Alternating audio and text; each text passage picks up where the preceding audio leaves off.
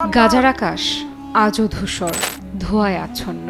একের পর এক বিস্ফোরণ, ধসে পড়া ঘরবাড়ি আর রক্তাক্ত শিশুদের কান্নায় প্রকম্পিত ফিলিস্তিনের হৃদয়। যে শিশুটি কিছুক্ষণ আগেও মায়ের কোলে নিরাপদ ছিল, সে এখন নিথর দেহে ধুলোয় গড়াগড়ি খাচ্ছে।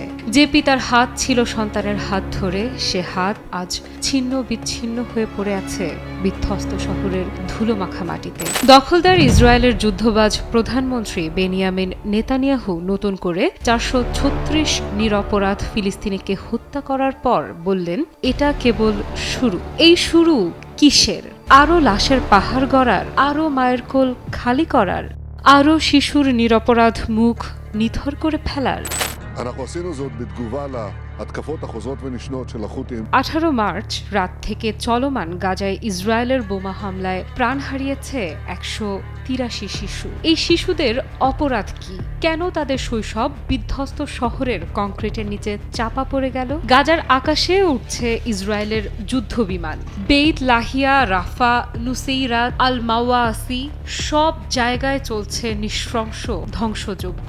হাসপাতালগুলোতে লাশের স্তূপ জমেছে, আহতদের আর জায়গা দেওয়ার জায়গা নেই। ডাক্তাররা একদিক ছেড়ে আরেক দিকে দৌড়াচ্ছে, শিশুরা কাঁদছে, মায়েরা স্তব্ধ হয়ে গেছে। ইসরায়েল বলছে তারা শুধু হামাসকে লক্ষ্যবস্তু করছে।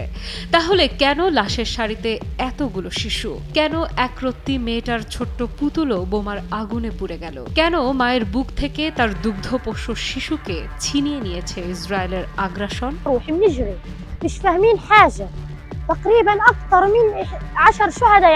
গাজার এই দুঃসময়ে মিশর নিন্দা জানিয়েছে। শান্তির জন্য চেষ্টা চালাচ্ছে ইরান, কাতার, তুরস্কও। কিন্তু দখলদার ইসরায়েল শান্তির ভাষা বোঝে না। তারা যুদ্ধবিরতি চুক্তির শর্ত বদলাতে চায়, আরও রক্ত চায়, আরও ধ্বংস চায়। কিন্তু হামাস জানিয়ে দিয়েছে এই অন্যায় তারা মেনে নেবে না। গাজার সন্তানের রক্ত নিয়ে কোনো আপোষ নয়। আজ গাজার মাটিতে লাল রক্তের ইতিহাস লেখা হচ্ছে। একদিকে নেতানিয়াহুর নিষ্ঠুর হুঙ্কার, এটা কেবল শুরু। অন্যদিকে গাজার শিশুর আর্তনাদ, আমার বাবা কোথায়, আমার মা কোথায়? এই প্রশ্নের উত্তর কে দেবে? বিশ্ব কি নিঃসংশয়ভাবে দেখবে গাজার কান্না, নাকি মানবতার কফিন ভেঙে উঠে দাঁড়াবে সত্য ও ন্যায়ের পক্ষে? একদিন ইতিহাসে লেখা থাকবে গাজার রক্তের গল্প, আর তাতে থাকবে দখলদারদের নির্মমতার কথা, থাকবে নিরীহ মানুষের আত্মত্যাগের কথা। কিন্তু সেই ইতিহাস রচনা হওয়ার আগে বিশ্ব কি শুধু দর্শক হয়ে থাকবে, নাকি গাজার জন্য, মানবতার জন্য, ন্যায় বিচারের জন্য আওয়াজ তুলবে? এই প্রশ্ন প্রতিধ্বনিত হচ্ছে আজ পুরো বিশ্ব জুড়ে। টানা সপ্তমবারের মতো বেস্ট টিস্যু পেপার ব্র্যান্ড হিসেবে স্বীকৃতি পেয়েছে বসুন্ধরা টিস্যু। গাজা ইস্যুটি শুধুমাত্র মধ্যপ্রাচ্য নয়, বরং পুরো বিশ্ব জুড়ে স্পর্শকাতর।